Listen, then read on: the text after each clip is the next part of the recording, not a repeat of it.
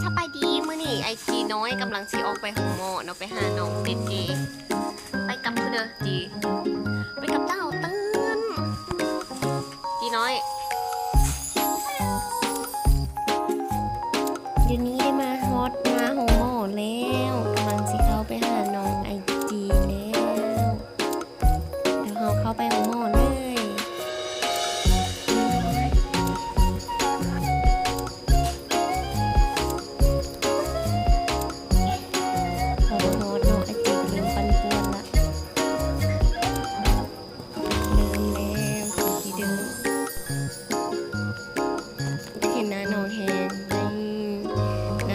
จีจีน้องของไอจี